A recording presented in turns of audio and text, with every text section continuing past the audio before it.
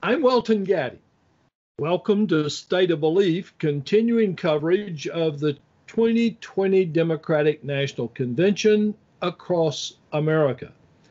Back with me, thankfully, is political management expert Greg Lebel, and we're ready to look at day 2 of this unconventional convention. How you doing tonight? I'm doing well, Welton. You? I'm doing well. Good. Let's get to this, and we've got to start with Bill Clinton. So I just think that's a good thing to do. So what do you have to say about what he did? I thought he did a couple of thoughts. I thought he did a nice job. I mean, they're carrying this message, and it sort of started with Michelle Obama last night, and I think that he then sort of carried it to the next step tonight. I think what was unusual about this is a former president being so specific in criticism of a current president. It's not unheard of, but it was more personal, I think, than we usually see in that very among members of that very exclusive club. So I think we saw him sort of taking on some of these issues, which I think was reflect. Well, we could talk about how it reflected, I think, the larger sort of message of tonight. I did have to chuckle a little bit because having it pre-recorded meant that Bill Clinton had to limit his time. You probably, when we were in Charlotte, there was a great story from Charlotte where Clinton had submitted his speech to you remember this? Had submitted his speech, and they had edited it down. The campaign managers had edited it down. The convention managers had edited it down, and so on and so forth. And when he walked on to give his speech, you remember he was carrying a 3-ring binder.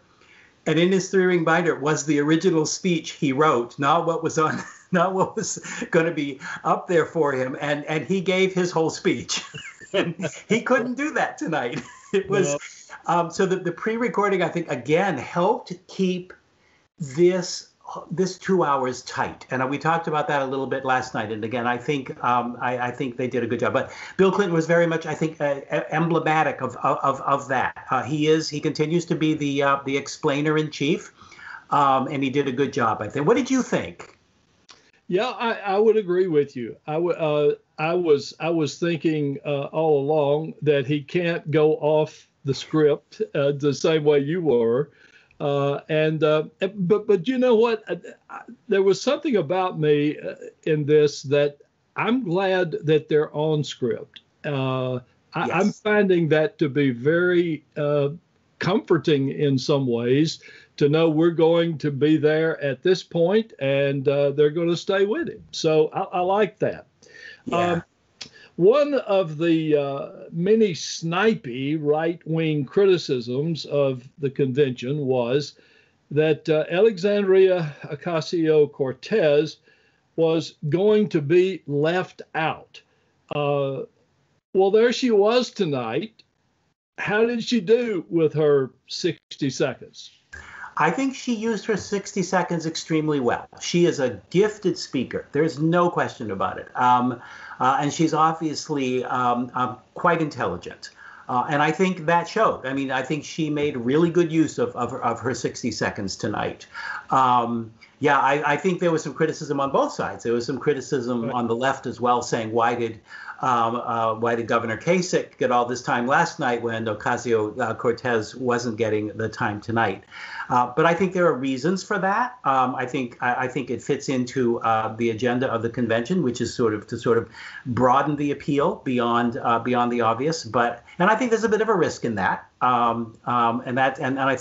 They've made that decision, and I thought she handled her time. I think she used that time really, really well. Yeah, and she handled herself very well at the same time. Yeah, I agree.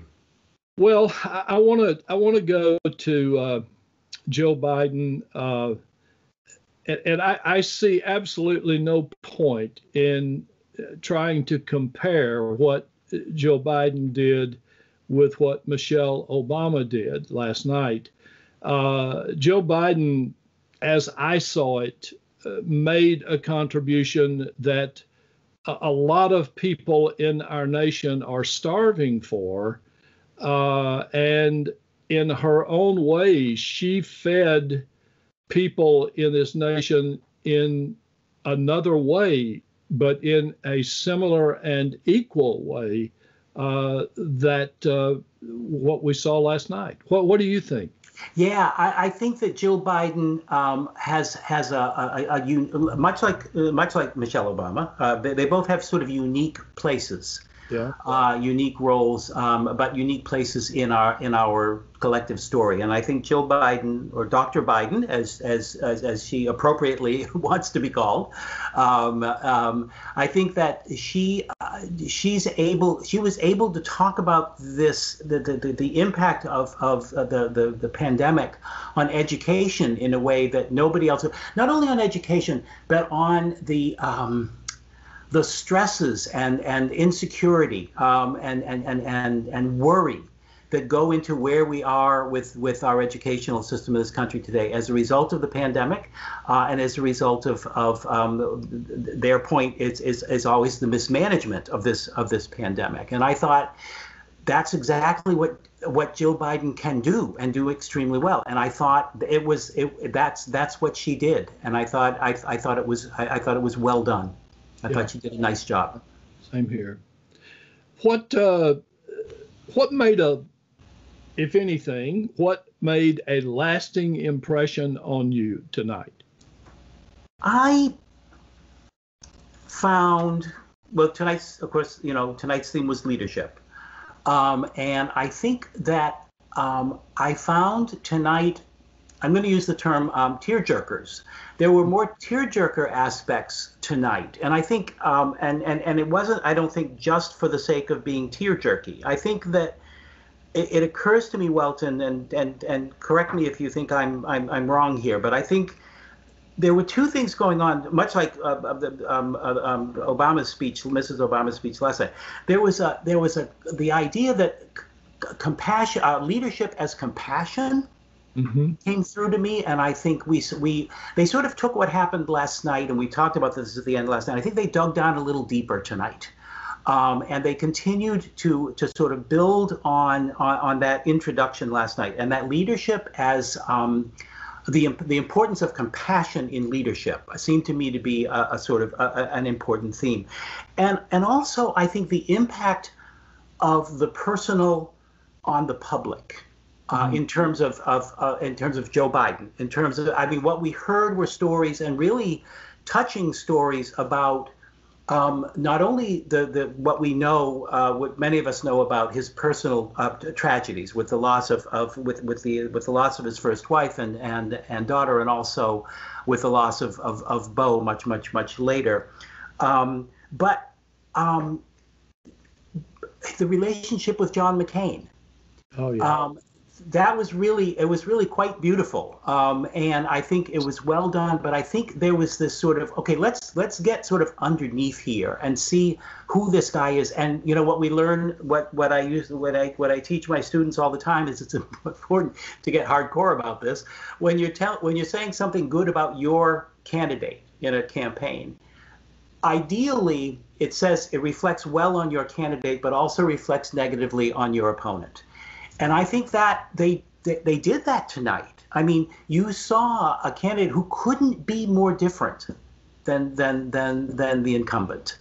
And so there were sort of two messages that were sort of woven together there, which I think was very powerful.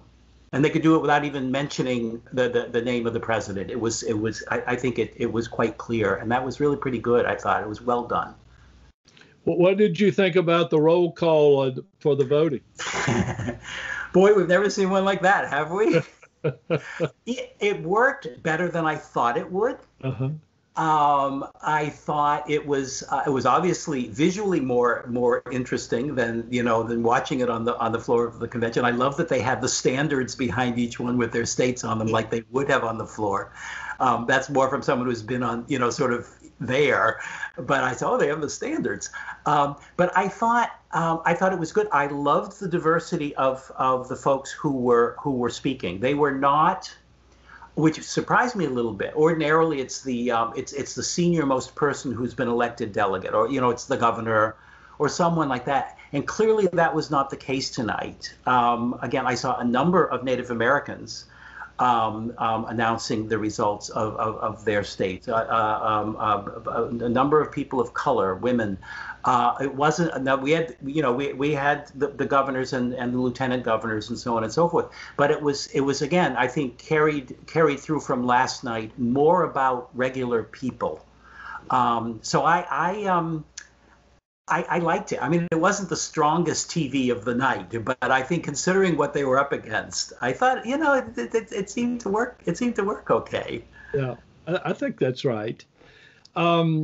I want to go off of just staying with what we saw tonight and go with what's going on around us.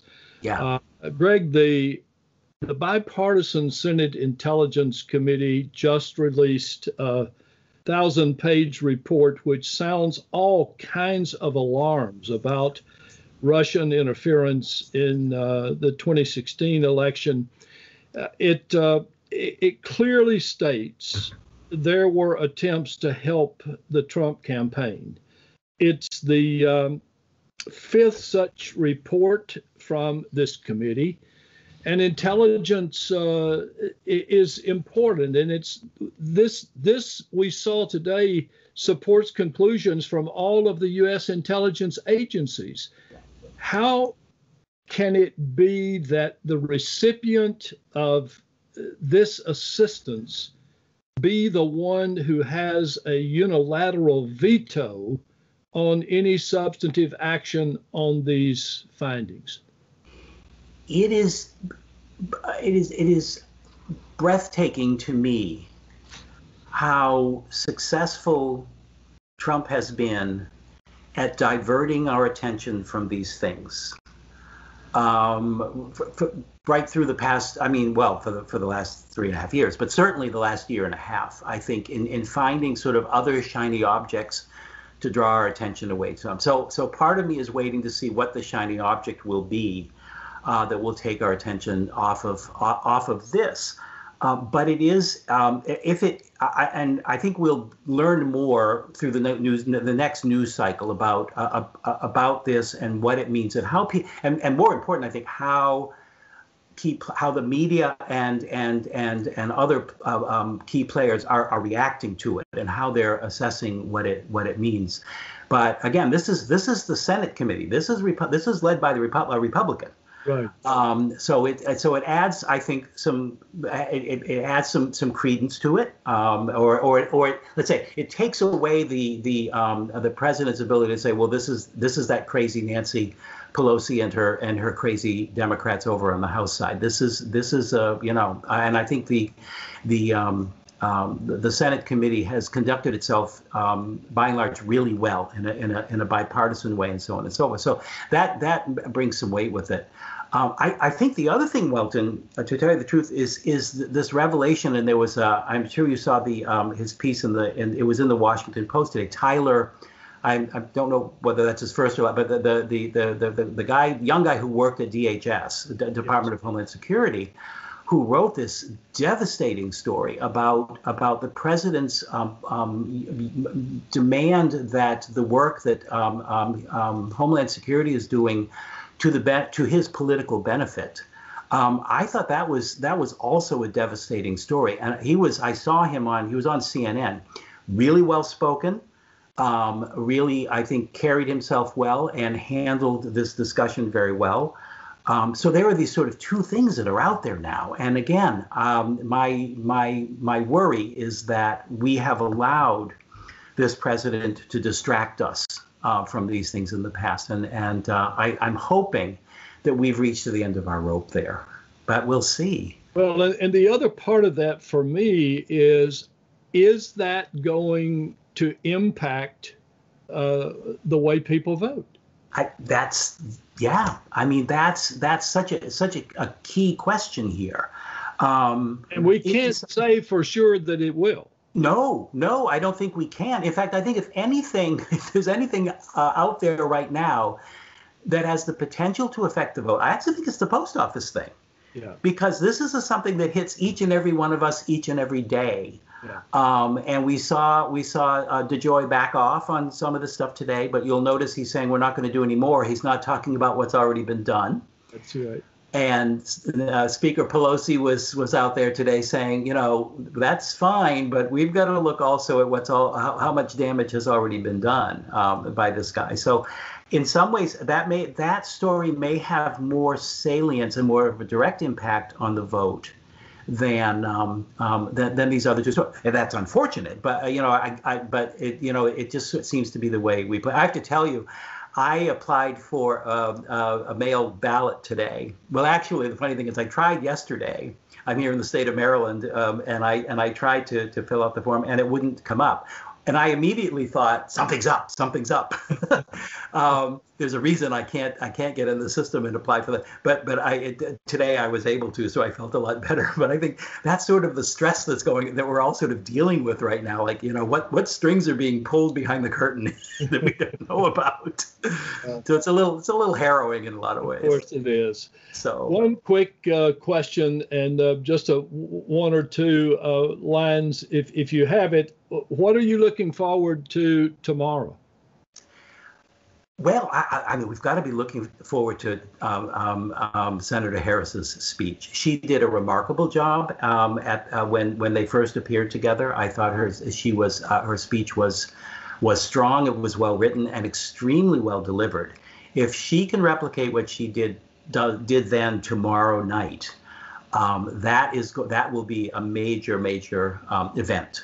She's quite capable of it. There's no question about it. And people have compared her I've compared what she did at that speech with Biden to her performance during the debates, and sort of said, well, in the debates, but in the debates you're up there with 14 other people or whatever it was, and you're just basically fighting for your 3 minutes of airtime. It was a very different dynamic, and I think she definitely has the potential to really hit a home run tomorrow night, and that will be really important. If she does that, that could turn out to be the most important speech of the convention. I think it really could.